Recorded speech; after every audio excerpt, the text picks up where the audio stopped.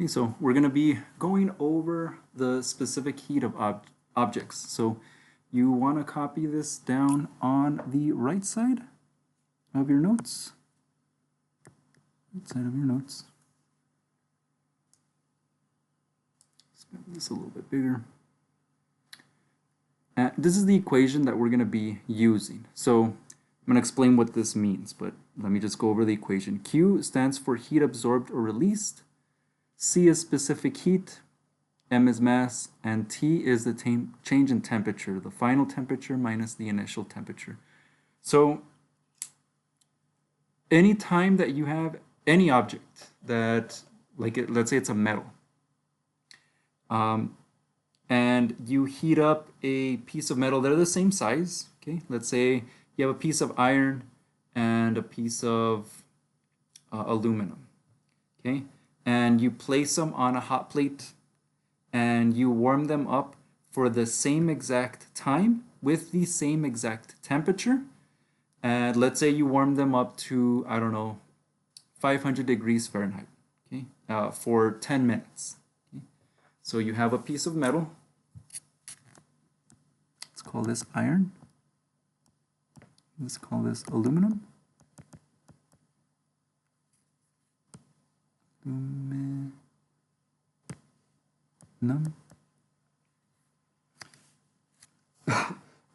And let's say you have 1 kilogram, okay, 1 kilogram, and you're warming them up, okay, so heat, 500 degrees Fahrenheit for 10 minutes, okay, and you take these out of the heat after 10 minutes.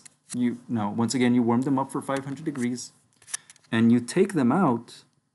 This is the iron. This is the aluminum.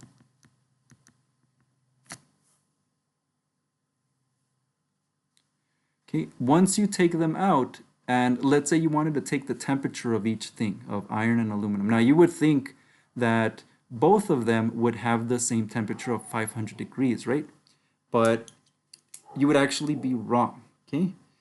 They are not gonna have the same temperature. Now that is kind of very strange if you think about it. Well, wait a minute, I had a piece of iron and a piece of aluminum, and I was warming them up at a temperature, both at the same time, 500 degrees for the same amount of time, and they both weighed the same amount.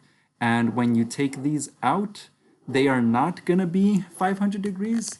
Actually, one is going to be hotter than the other. One is going to be hotter than the other.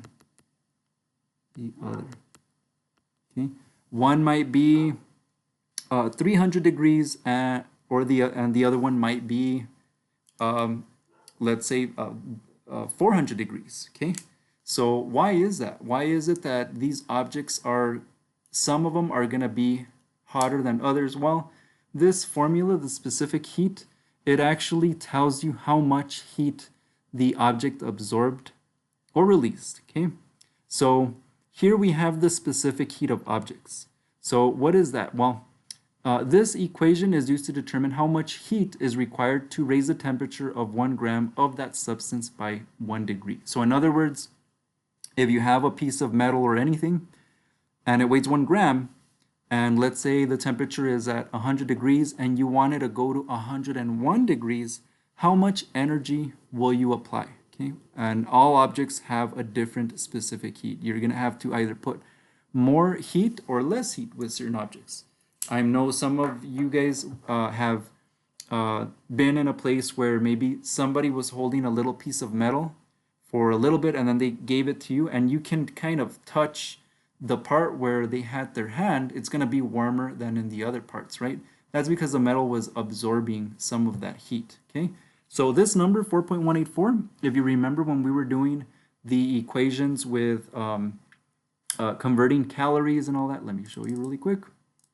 There we go, this equation right here, when we were doing the conversions of calories and all that, 4.184, okay? That number came from here, okay? From here, this is the amount of energy you need to heat up water up to 1 degree. So if you have, let's say 100 grams of water and you want it to go to 101 grams of water, you want to raise it by 1 degree, you're going to have to add 4.184 joules.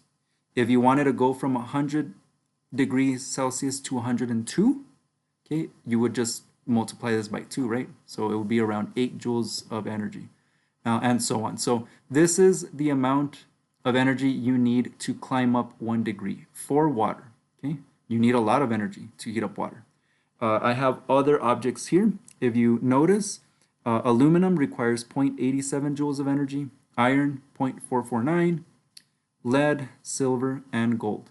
Now, when you look at these objects, which object would require the least amount of energy?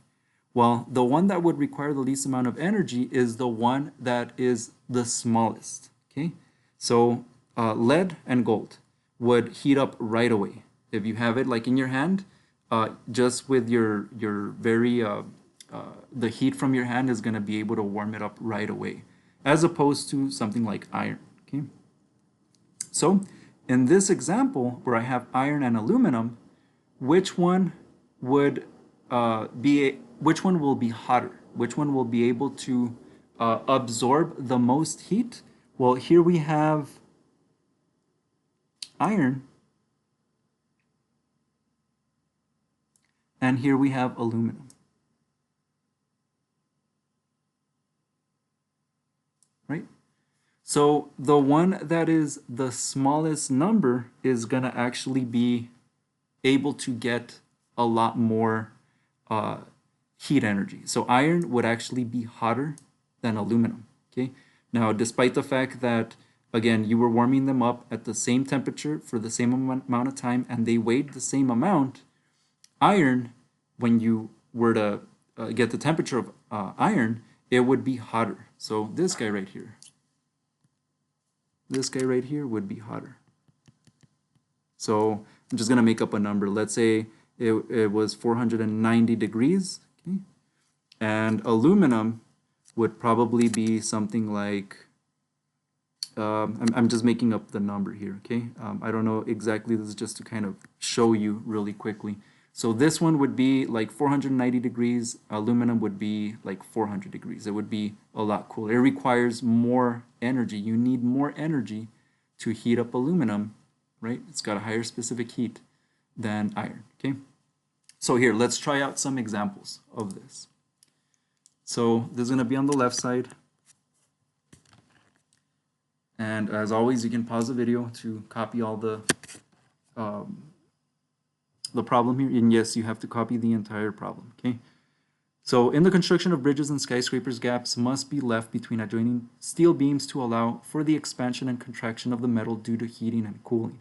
So in other words, anytime that they are building bridges and skyscrapers, they will not always put these metal beams really, really tightly close together, because we know that heat in the summer, it's going to warm up the metal, okay? Even if it's slightly, it might be enough to crack the bridge or the skyscraper and the whole thing will come tumbling down, okay?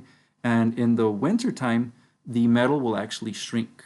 It'll get a little bit smaller, and if there's anything that's really close to it, it'll tug at the other nearby beams, and like I said, everything will come down, okay? So they will always leave some space, okay? Okay, the temperature of a sample of iron with a mass of 10 grams changed from 50.4 to 25 degrees Celsius with the release of 114 joules. What is the specific heat of the iron? So we know again that, let's look at the equation. So Q is supposed to be the heat absorbed or released. So if you read the problem and if it says absorbed or released, that number goes there. If it says the specific heat is this, that number goes there. And we know mass and the temperature, okay? So let's plug in the easy stuff. Let's plug in the mass, because we know that one goes for M, goes right there.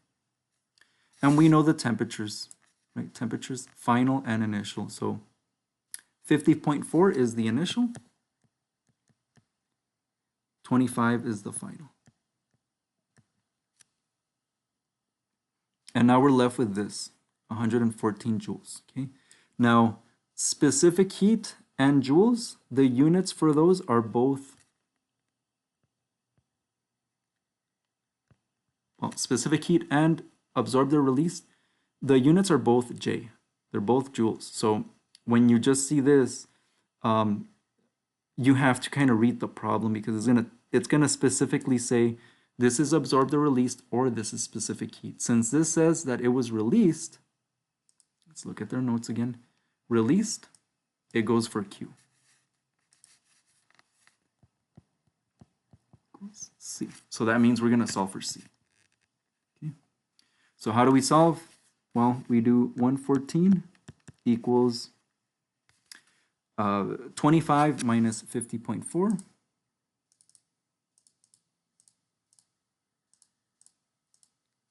is 25.4.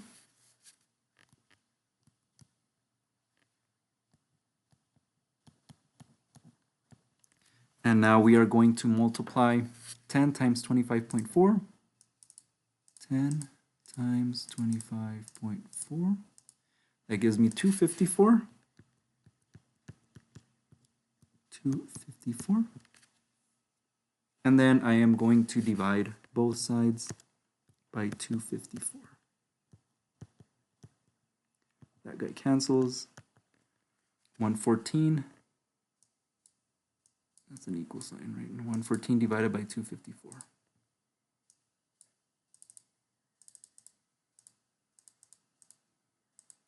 Gives me 0.44. And the units for C is J, 0.44 joules. Okay.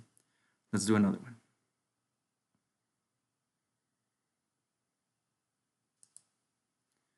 Left side, as always, we can pause the video here. I'm going to go ahead and jump into the problem.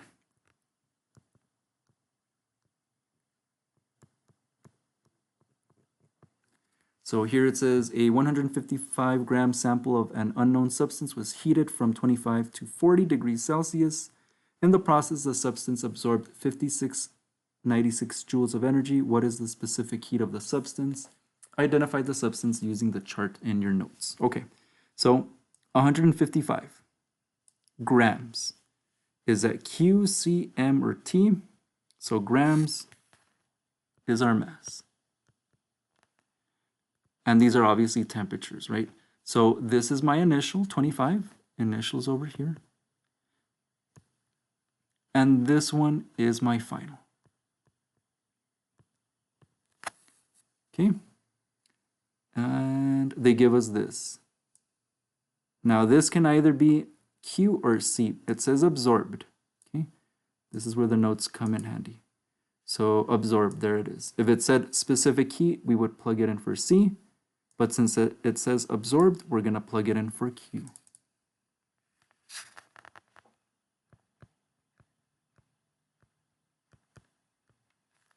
So now, how do we solve this?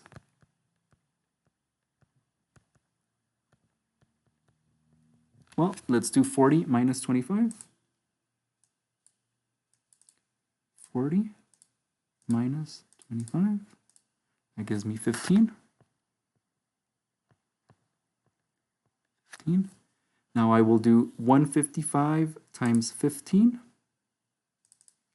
155 times 15.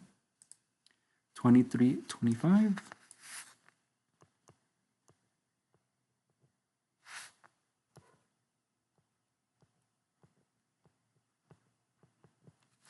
And then I am going to divide, make this a little bit better. I'm going to divide both sides by 2325.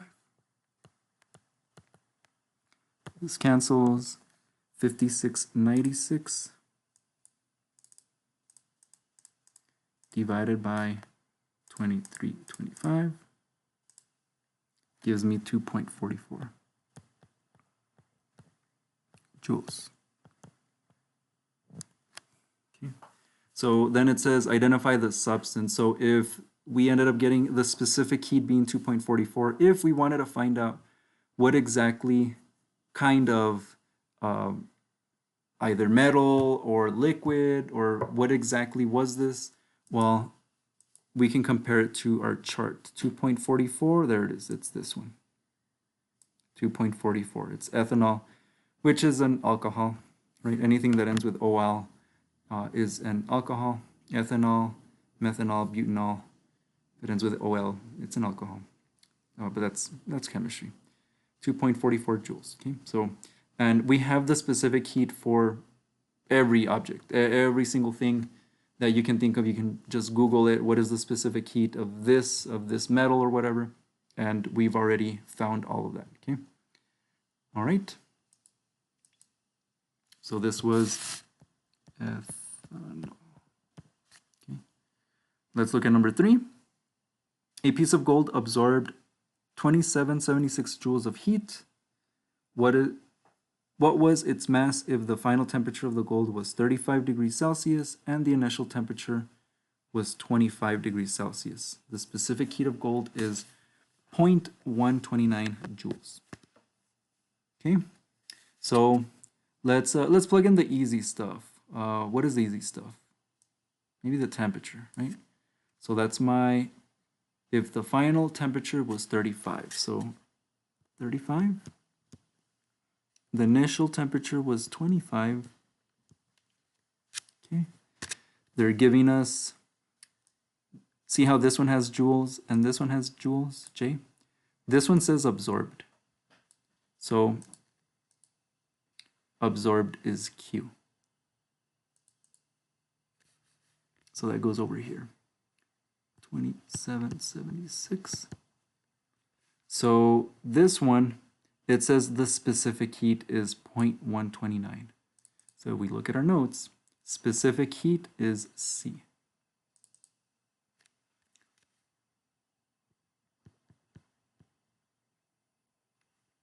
And you know what? I might as well do this.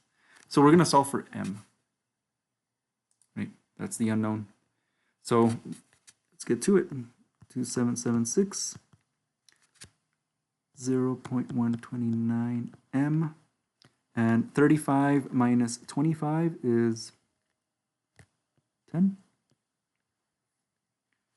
And the little m there is sandwiched in the middle.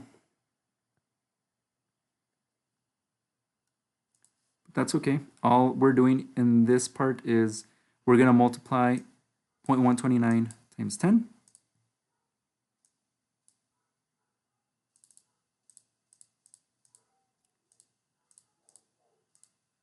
$1.29.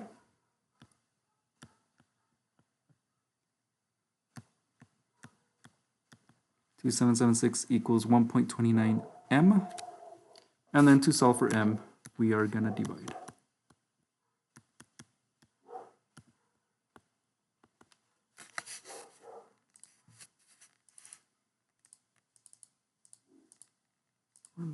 .29, and that gives me 2151.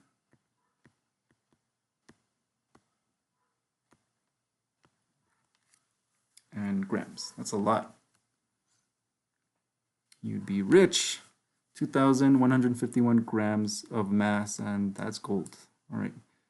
So there you go. That's how you use the formula. You plug in stuff, and again, this formula will tell us how much heat something will absorb.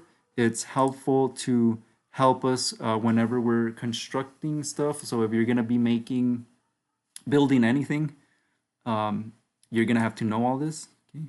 You're going to have to know, well, how much does this metal absorb? How much heat? Will that affect it during the winter time, the summertime? How much mass can we put, and so on. Okay, so that's this formula. Okay, so on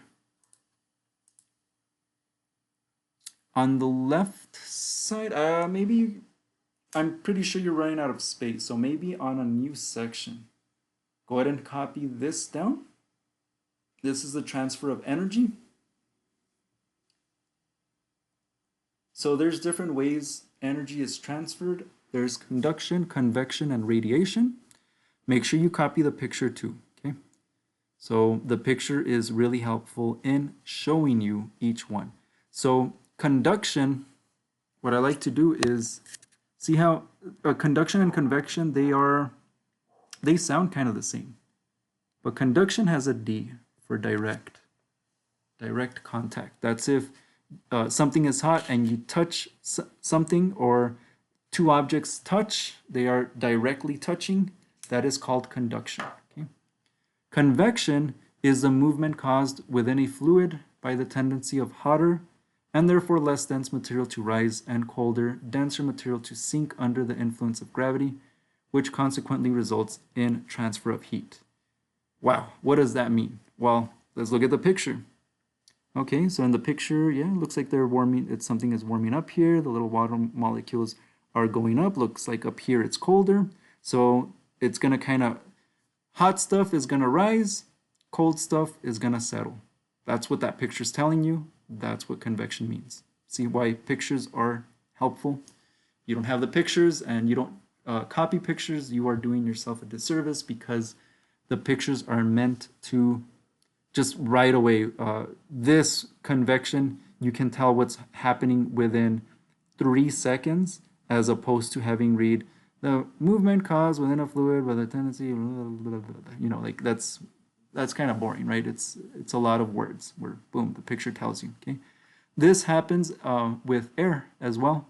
Hot air will rise, cold air sinks. So anytime that it's wintertime and you take a hot shower, I want you to notice that what is it called, that plastic shower curtain, it'll kind of it'll kind of try to stick towards you. I don't know if you've noticed that when you're taking a really hot shower and you're taking a shower and stuff and you're putting your shampoo in your hair and stuff, and the shower curtain will always try to kind of stick towards you. So why does that happen? Well, it's creating kind of like a little suction as the hot air, the water, as it's warming up the air from the bottom, the hot air starts to rise. And as it rises, it's going to create almost like a little draft that's going to create the shower curtain to move towards you and stick towards you. Okay, if you ever go to like a two-story house, usually the rooms upstairs are gonna be warmer than the rooms downstairs. If you have like the heater on, that's because the hot air is gonna rise and it's gonna stay up there. Okay, and cold air, it will always it'll come down, it'll sink. So anytime that again it's winter time, if you park your car outside and there's nothing like on top, like a tree or like a porch or anything, it's just out in the open, the car, in the morning, you're gonna have that like frost right on the windshield, and you have to kind of get the frost off to be able to drive. But if you park your car underneath like a porch or something like that, you're not gonna have that frost. Why is that? Well, that's because as it starts getting dark, and as it starts getting 1 in the morning, 2 in the morning, it starts getting colder. That cold air is coming from up top and it's going straight down. Okay, and it's going to create some of that frost on your windshield if you don't park your car underneath a porch. Okay, so that's one of the things that I learned firsthand, because my car would always have that frost, and it was always a pain in the morning trying to kind of scrape it off, putting some water. Don't put hot water. It's going to crack your windshield. That did not happen to me, but I mean, I was smart enough to do that. But there are some people that are not as smart, and they'll put hot water to try to melt the ice, and you're just going to crack your windshield. Just use regular water. The regular water will absorb that cold ice, and it'll start to melt it. Okay, but anyway, my car, I would always get the frost, but then we built a porch, and now I don't get that frost in the morning. So it's really neat. Okay, so radiation, here we have the emission of energy as electromagnetic waves or as moving subatomic particles, especially high energy particles that cause ionization. So radiation, it's kind of like the heat that's just radiating outward. Okay, and let's go to here. So on the left side still, The first law of thermodynamics, this is that energy cannot be created or destroyed, it just changes form. So energy is forever. It's not going to change. That's why I honestly think that when you pass away, when you die, your energy goes somewhere else. So whether you believe like in an afterlife or not or anything like that, I really do believe that you do become a higher form of energy, and it's going to be really hard for you to I mean impossible to go back to the way you were, because your energy is going to transform into something else. So hey, this is where you might become an angel, you might go to heaven and stuff, and but your energy does turn into something else, because in this universe energy cannot be created or destroyed. Okay? You're going to change form. Okay, so first law of thermodynamics. Second law of thermodynamics, heat travels from hot to cold. Kind of showed you that already with a picture and with the examples of the shower curtain. Entropy is the unavailability of a system's thermal energy. And kinetic energy is measured as temperature. The more energy, the higher the temperature. Okay, so if you're exercising, the more you exercise, the warmer your body's going to get, because you're exercising, you're moving, right? So the more you move, the more kinetic energy you have, the higher the temperature. And again, this is just really quickly. Conduction, heat through direct contact. Convection, this is indirect. Again, look at the picture that I put on there of the boiling water, which was this one. Right, this. This is very, very handy, the picture.